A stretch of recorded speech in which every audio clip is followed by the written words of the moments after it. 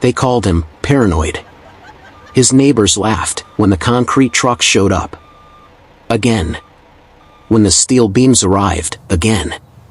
When he installed the third backup generator, someone spray-painted Doomsday Dan on his mailbox. He didn't take it down. By 2019, Dan Erikson had spent 7 years and nearly $340,000 turning his basement into something his wife called a bunker for a war that will never come. She left him in 2021. His brother stopped returning his calls. But Dan kept building. And on March 15, 2023, the roads closed. They never reopened. Dan wasn't always like this. He was a civil engineer. Worked on highway infrastructure for 22 years. Designed evacuation routes for 3 major cities. He knew how systems were supposed to work. And he knew they didn't. In 2016, he was part of a federal task force analyzing supply chain vulnerabilities. It was a boring job. Theoretical. The kind of report that gets filed and forgotten. But Dan read every page. And one line stuck with him. In the event of simultaneous regional disruptions, urban areas could become inaccessible within 48 to 72 hours. Recovery time unknown. Most people would have shrugged. Dan went home and started digging. It wasn't just a basement. It was a 1,200 square foot reinforced bunker with air filtration systems rated for biological and chemical threats. A water purification setup pulling from a private well. 18 months of freeze-dried food rotated quarterly. Medical supplies that would make a small clinic jealous. Solar panels with battery walls. A greenhouse section under grow lights. Satellite internet with triple redundancy. His neighbor once asked him, "What are you preparing for?" Dan said, "I'm not preparing for one thing. I'm preparing for when 3 things go wrong at once." The neighbor laughed. Nothing ever goes that wrong. Confirm, moving to contain. Set up the exclusion zone now. But something was going wrong. In January 2023, a freight train derailed outside Columbus, Ohio. Minor chemical spill. Cleaned up in a week. Barely made the news. In February, a cyberattack hit the logistics software used by 40% of U.S. trucking companies. Shipments delayed. Fixed in 10 days. People complained about late Amazon orders. On March 10th, a late-season snowstorm hit the Midwest. Unusual, but not catastrophic. But here's what nobody connected. The freight companies were still recovering from the cyberattack.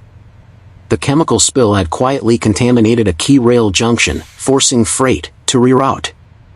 And that snowstorm? It hit right as a maintenance backlog deferred for budget cuts made 30% of snow removal equipment unavailable. On March 14th, the highways into Dan's region became impassable. By March 15th, the state announced a temporary closure for emergency repairs. They said it'd take a week. It didn't. At first, people were calm. The grocery stores still had food. The gas stations still had fuel. Dan's neighbor, Kyle, knocked on his door the second day. "Hey man, you still got that generator? My freezer's dying." Dan handed him an extension cord. "Thanks," Kyle said. "Guess your crazy bunker's finally useful, huh?" Dan didn't answer. By day 3, the grocery stores were empty. Not because of panic buying. Because nothing was being restocked. Every supply truck came from outside the region. And the roads were still closed. The state kept saying, repairs are underway. But the repairs required equipment that was stuck on the other side of the closed roads. Day 7. The gas stations ran dry. People couldn't leave, even if they wanted to. Day 10. The power grid started rolling blackouts. Turns out, the region's coal plants depended on deliveries that couldn't get through. Day 14. The hospitals ran out of insulin. Then, antibiotics. Dan's neighborhood Facebook group went from, "Anyone know when trucks are coming?" to, "Does anyone have baby formula? We'll pay anything," to, "My dad's dying. Please, someone help." Kyle knocked again. This time, he wasn't asking for an extension cord. "Dan, I know we made fun of you. But my daughter, she's diabetic. Do you have any?" Dan handed him 3 vials of insulin. "Keep them refrigerated. I'll show you how." Kyle stared at him. "Why do you even have this?" Dan said, "Because I thought about what I'd need if I couldn't get it." By week 3, people started fighting. Someone broke into a neighbor's shed, looking for canned food. A fist fight broke out over a case of bottled water. Dan watched from his window. His wife's voice echoed in his head. "You can't save everyone, Dan. You're just hiding." But he wasn't hiding. He was deciding. One night, a woman named Grace knocked. She had 3 kids. She'd heard Kyle talk. "I don't need charity," she said. "But if you have food you can spare, I can trade. I'm a nurse. I can help people." Dan let her in. The next day, Kyle came back with 2 other neighbors. "We want to help," Kyle said. "Whatever you need. We'll work." Dan looked at them. "You made fun of me for 7 years." Kyle nodded. "Yeah. We did. And we were wrong." Dan opened the door. "Then let's get to work." This is the main intake valve. You want to open it slowly. They started small. Dan taught them water purification, rationing, basic medical care. Grace set up a makeshift clinic in his garage. Kyle and the others started pooling resources, blankets, batteries, anything useful. Dan's bunker wasn't just feeding his household anymore. It was feeding 12 families. But the food wouldn't last forever. On day 40, Dan did the math. At the current rate, they had 6 weeks left. He gathered everyone. "We need to start growing food now." They looked at him like he was crazy. "Dan, it's still cold. Nothing will grow." He led them to his greenhouse. Under the grow lights, tomato plants were already sprouting. "We start here," he said, "and we expand." Day 63. The state finally announced the roads were reopening. Everyone celebrated. Except Dan. Because he'd been listening to the radio.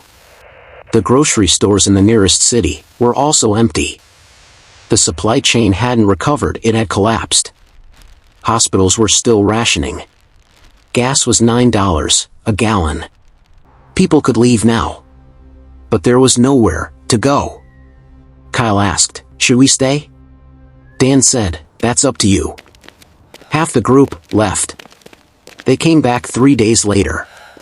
"It's worse out there," they said. Months passed.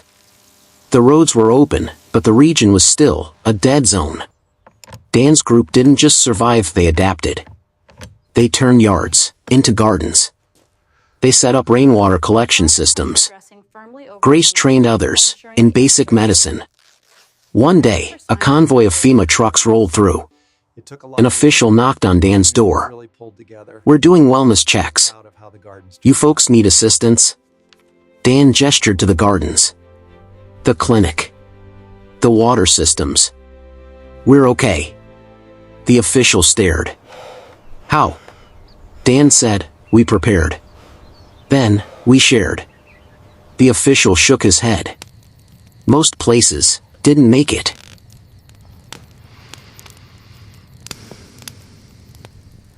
Kyle asked Dan one night, "Why did you really build all this?"